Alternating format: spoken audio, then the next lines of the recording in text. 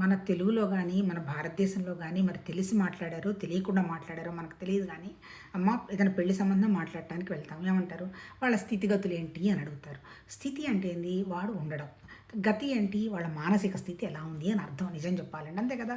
మన మన మన పరమాత్మ తత్వంలో కూడా అంతే కదా. స్థితి అంటే సత్తు, ఉండడం.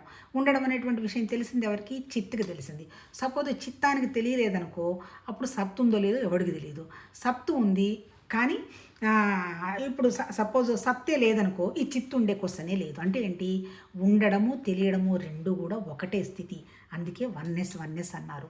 కాకపోతే మనం ఏమనుకుంటున్నాము, ఈ ప్రకృతిలో ఉన్నవన్నీ ఏంటి? భేదాలే. అంటే ఏంటి? కలిసి ఉండేది ఏది క్వశ్చన్ ఉండదు. ఎందుకంటే ఒక మనసు ఆలోచన ఒక మనసు ఆలోచన పిసరంత కూడా కలవు. అంటే ఏంటి? ప్రకృతి లక్షణం భేదం. అంటే ఏంటి? ఇప్పుడు పరమాత్మ తత్వంలో నుంచి వ్యక్తమైనటువంటి సృష్టిలో వ్యక్తమైన ప్రకృతి ఏంటి? సత్తు చిత్తు సత్వగుణం, తమోగుణం, రజోగుణం, 3 గుణాలు, టైము స్పేసు ఆబ్జెక్టు. అంటే ఏంటి? అంత ప్రకృతి అంతా భేదం అనమాట.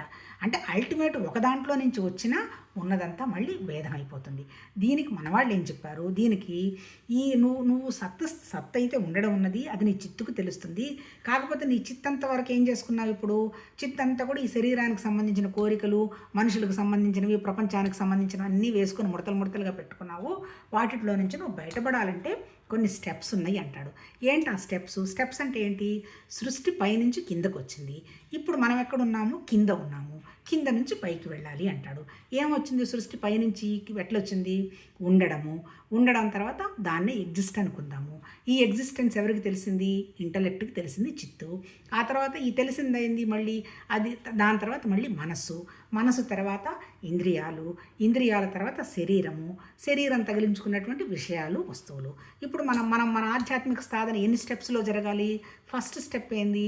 మనం శరీరం తగిలించుకున్నటువంటి విషయాలకి, వస్తువులకి, మనుషులకి ఎంతవరకు విలువ ఇవ్వాలో, ఎంతవరకు మన మనసుకి ఉపయోగించాలో అంతవరకు ఇవ్వాలి. అది ఫస్ట్ స్టెప్. రెండో స్టెప్ ఏంటి? ఇంకా శరీరము. ఈ శరీరానికి ఏమొస్తాయి చెప్పాం కదా. వృద్ధాప్యం తప్పదు, చిన్నతనం, సమస్యలు ఉంటాయి. మరి వీటికి ఎంతవరకు విలువ ఇవ్వాలో అంతవరకు ఇవ్వాలి. ఇవన్నీ సహజమే కదా అని రెండో స్థితి. మూడోది ఏంటి? ఇంద్రియాలు. మూడోది వచ్చి ప్రాణంకి ఏంటి? ఆకలి, తప్పిక. ఎంతవరకు విలువ ఇవ్వాలో దానికి అందిస్తావు. తర్వాత ఇంద్రియాలు, తర్వాత నీ మనస్సు అనవసరపు సంకల్పాల్లోకి వేలు పెట్టకుండా చూసుకోవాలి. ఆ తర్వాత బుద్ధిని వివేకంగా వాడాలి. తర్వాత చిత్తులో ఉన్నటువంటి ముడతలు తీసేసుకోవాలి. అప్పుడు ఉండేదేంటి? ఉండడం ఉంటుంది. అంటే ఇప్పుడు మన స్థితి కూడా ఏంటి? ఎన్ని స్టెప్పులు ఉన్నాయి మనకి? ఈ స్టెప్పులన్నిటినీ పాయింట్స్ అంటారు. పాయింట్స్ అనండి, స్టెప్స్ అనండి, దాన్ని ఏమంటారు? ముడులు అనండి, ఏమన్నా. ముడు లేని స్థితి ఏంది? ఉండడం. అదే మనం.